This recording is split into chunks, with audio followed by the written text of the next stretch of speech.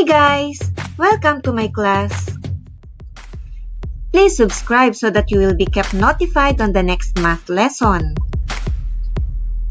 Then like and share so that you can also help other students. Our topic for today is to multiply decimals by decimals. You are going to learn it here, the easy way.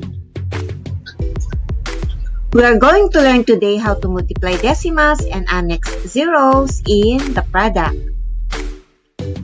Let us work on this example so that you will be guided.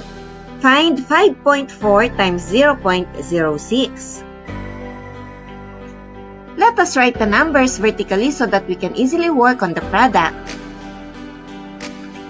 I want you to take note of this, guys. Whenever we are multiplying decimal by decimal, it will be easier for us to multiply this if we are going to place the decimal number with more decimal places to the right on top. That is after the decimal point. With more decimal places to the right after the decimal point. It must be on top, okay? So that it will be easier for us to work on multiplication. Let us start multiplying starting from the rightmost part of the numbers. 4 times 6 will give us 24. We're going to write down the 4 and carry it over the 2 on top of the 0. 4 times 0 is 0. Plus 2 on the carried over number on top, it will give us 2. Then, 4 times 0 will give us 0. How many numbers do we have after the decimal point? We have 3 numbers. So, we can right away place the decimal point after the 3 numbers. Afterwards, we need to move on to 5, and since 5 is in the ones place, we can place 0 below the 4.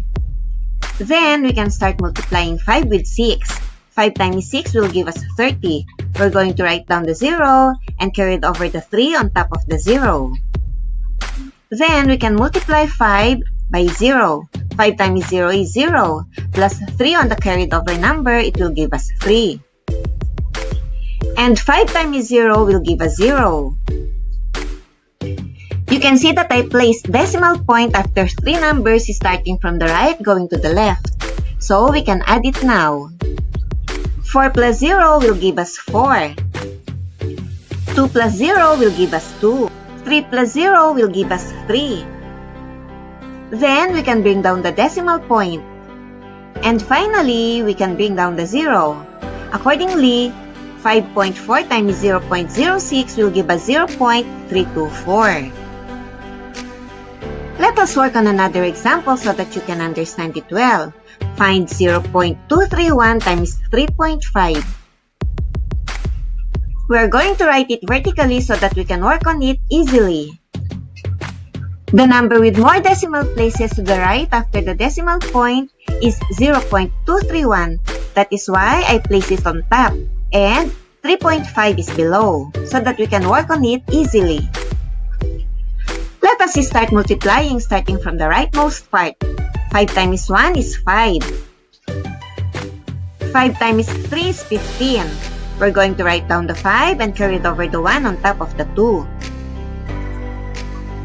5 times 2 is 10, plus 1 on the carried over number, it will give us 11. So we're going to write down the 1 and carry it over the 1 on the 0. Afterwards, we can move to 0 again. 5 times 0 will give us 0. Plus 1 on the carried over number, it will give us 1. We finished working on the 5. Now we're going to move on the 3. We need to write 0 below the 5 since we are working on the 3. Do you get it? Multiplying 3 by 1, it will give us 3. And 3 times 3 will give us 9. 3 times 2 will give us 6. While 3 times 0 will give us 0. Since we finished multiplying all the numbers, we can add now the products. 5 plus 0 will give us 5. 5 plus 3 will give us 8. 1 plus 9 will give us 10. We're going to write down the 0 and carry it over the 1 on top of the 1. And 1 plus 1 will give us 2, plus 6 will give us 8. Then, we can just bring down the 0. You can see that I encircled all the numbers after the decimal point, and we have 4 numbers after the decimal point. Accordingly, we're going to count 1 up to 4, starting from the right, going to the left. And we can place the decimal point there. So, 0.231 times 3.5 will give us 0.8085. Okay? Let us work on another example so that you can hit it off. Find 0.015 times 1.9. We are going to write the numbers vertically so that we can work on it easily.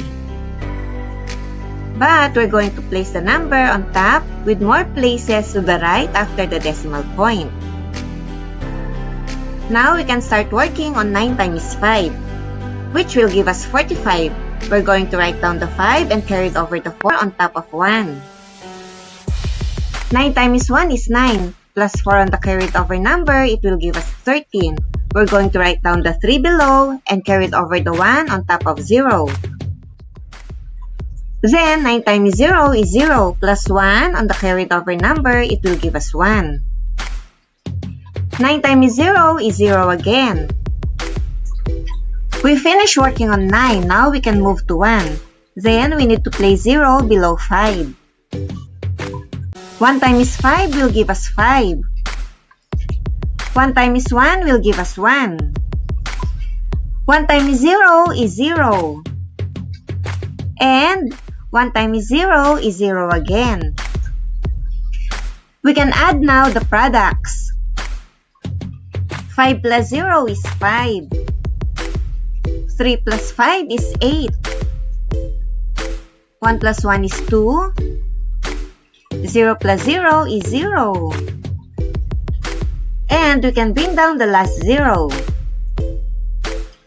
You can see that I encircled all the numbers after the decimal point, and we have 4 numbers. Accordingly, we can count 4 starting from the rightmost part of the answer. So, we can land to the decimal point after the 4 numbers. Therefore, 0.015 times 1.9 will give us 0.0285. Okay? To wrap it up in multiplying decimals by decimals, we're going to write it down vertically so that we can work on it easily. Then, we're going to write the decimal with the most places to the right after the decimal point on top. Afterwards, we can start working on multiplication. Furthermore, we need to count how many numbers are there after the decimal point on the multiplicand and multiplier. Once we know how many numbers are there after the decimal point on the factors, we can identify the decimal place on the answer. Okay? In this case, we have 4 numbers after the decimal point in the factor. Therefore, we're going to have 4 numbers after the decimal point in the answer. I will never stop reminding you what Sheikh Zayed wrote for us. Education is like a lantern which lights your way in a dark alley. Even if you are telling me that I am always repeating what Sheikh Zayed wrote for us, I will never stop reminding you the best regards he has for your future. That is why, guys, we need to give importance to our education so that we're not going to be blindfolded in our future. In case you have confusion on some part of the lesson, I want you to go back, revise it again, watch it carefully, step by step, slowly, and I know you can get it. Life is a math equation. You cannot get the most of it if you cannot convert the negatives into positive. I wish you know that I always want you to score high in math, guys. Okay? Till next math lesson. Bye-bye!